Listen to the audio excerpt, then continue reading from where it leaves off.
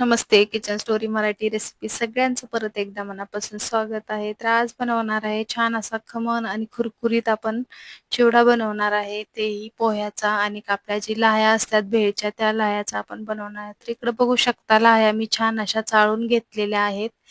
एकदम स्वच्छ त्याच्यामध्ये थोडासा म्हणजे भाजलेल्या लाह्या असतात, थोडी राख वगैरे असं असतं. त्याच्यासाठी सगळं मी छान असं चाळून घेतलेलं आहे. आता इकडे घेतलेले आहे जे आपण घरी नाश्त्याला वगैरे पोहे बनवतो त्याच पोह्याच्या आपण छान अशा लाह्या बनवणार आहे.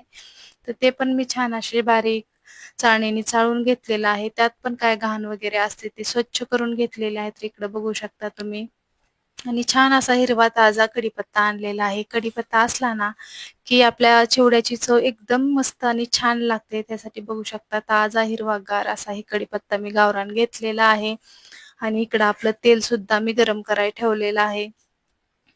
तर आपल्या मुलांना छोट्या-छोट्या भुका असतात अधून-मधून, तर त्यांच्यासाठी काय खायचं, बनवायचं म्हणून मस्त असा चिवडा बनवून ठेवलं, की मस्त असं खातात. तर बघू शकता इकडं मी भरपूर असा लसूण सोलून घेतलेला आहे आणि मस्त असं आपण दगडी खलबत्त्यामध्ये छान असं वाटून घेणार आहे. बघू शकता इकडं बारीक वाटला आणि लसूण भरपूर घातला ना, की आपल्या चिवड्याची चव एकदम छान अशी खमंग अशी चव येते. तर बघू शकता हे बघा बारीक छान असं दगडाच्या खलबत्त्यात मी छान असा लसूण वाटून घेतलेला आहे. तर इकडं भरपूर सारा कढीपत्ता घेतलेला आहे, थोडेसे शेंगदाणे घेतलेले आहे.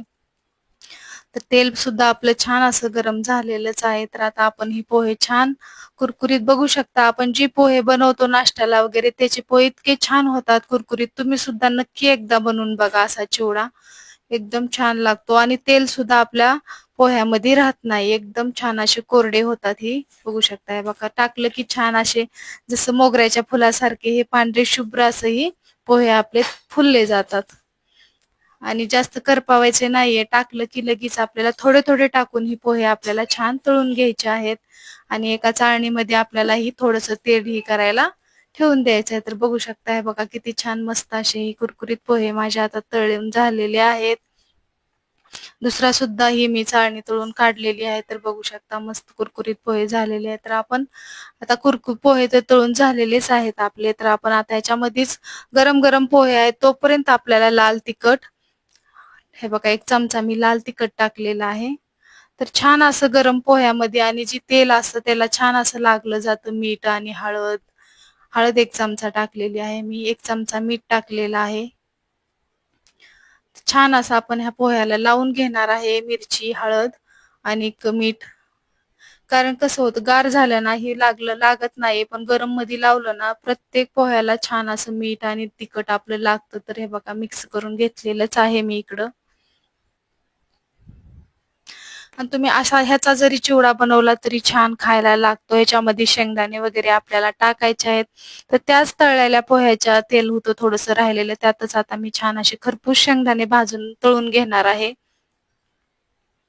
छान लाल होईपर्यंत हे शेंगदाणे बघू शकता इकडे मी तळलेले आहे. एकदम कुरकुरीत शेंगदाणे झाले ना चिवड्यामधले शेंगदाणे अजिबात कुणी बाहेर काढून टाकणार नाहीयेत. शेंगदाणे सुद्धा आवडीने खातील. शेंगदाणे तळून झालेलेच आहेत आपले. ते छान असा कढीपत्ता आपण आता टाकलेला आहे. कढीपत्ता आपल्याला खरपूस कडक तर करायचा आहे, पण कढीपत्ता काळा करायचा नाहीये आपल्याला. एकदम कुरकुरीत हे बघा कढीपत्ता सुद्धा जसाच्या तसा हिरवागार राहिलेला आहे. मी टाकलेला आहे लाह्यामध्ये आपल्या. तर आता जी लसूण आपण छान बारीक वाटून घेतलेला होता ते सुद्धा लसूण आपल्याला मस्त तेलामध्ये टाकायचा आहे. बरोबरच लसूण मी टाकलेला होता. तर लसूण चांगला बघू शकता चांगला ब्राऊन होईपर्यंत ही लसूण तळून घेतलेला आहे. तर 1 ते 2 चमचे मी परत लाल तिखट टाकलेला आहे. 1 चमचा हळद टाकलेला आहे. आणि थोडासा चिवडा मसाला होता ते मी चिवडा मसाला सुद्धा ह्याच्यामध्ये टाकून घेतलेला आहे. तर चिवडा मसाल्याचे मी 5-6 चमचे टाकलेले आहे कारण चिवडा मसाल्याने आपला चिवडा छान होणार आहे. तर बघू शकता मी छान असं हलवून घेतलेलं आहे. थोड्या पोह्याला मी मीठ लावलेलंच होतं आणि हे आपल्या भेळीच्या लाह्या असतात त्या थोड्याशा खारटच असतात त्यासाठी मी मीठ टाकलेलं नाहीये. तर छान असं बघा सगळा मसाला तळून आता आपण आपल्या लाह्यामध्ये आपण ओतून घेतलेला आहे. तर चांगला आपण ह्या लाह्याला गरम-गरम ओतलेला आहे. कारण ह्या लाह्या सुद्धा कुरकुरीत होणार आहेत. आणि जी पोह्याचा आपण चिवडा तळून ठेवलेला होता ते सुद्धा चिवडा मी ह्यातच आता टाकून घेणार आहे. बघा बघू शकता छान कुरकुरीत झालेला आहे आणि मस्त असा खाण्यासाठी एकदम नक्की तुम्ही सुद्धा असा चिवडा करून बघा. मुलं आवडीने खातील. आणि तो चिवडा तळून ठेवलेला ते पण मी त्यातच टाकून घेतलेला आहे. आणि फक्त तुम्ही पोह्याचा जरी बनवला ना तर खायला छान लागतो चिवडा. पण आपल्याला जास्त तळलेलं नको आपल्या मुलाला द्यायला, म्हणून मी आपल्या लाह्या त्याच्यामध्ये निम्म्या लाह्या मिक्स केलेल्या आहेत. आणि बघू शकता इकडे छान अशी लसूण शेव बनवलेली आहे मी, बारीक आणि मोठी. लसूण शेव पण टाकणार आहे, तर एकदम छान असा चिवडा आपल्या चवीला लागणार आहे. ह्याचा पण सेपरेट व्हिडिओ मी बनवलेला आहे लसूण शेवचा, ते सुद्धा मी टाकणार आहे. तुम्ही नक्की माझ्या चॅनलवर जाऊन बघा.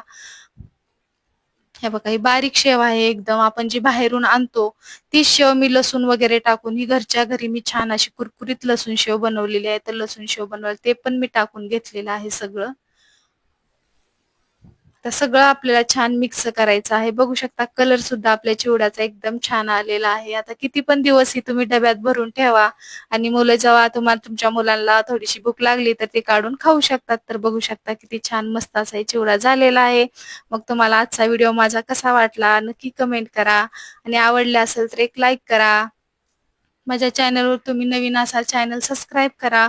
परत भेटू अशाच एक छान मस्त रेसिपी सोबत. तर तोपर्यंत धन्यवाद मैत्रिणींनो. तुम्ही सुद्धा नक्की बनवून ठेवा.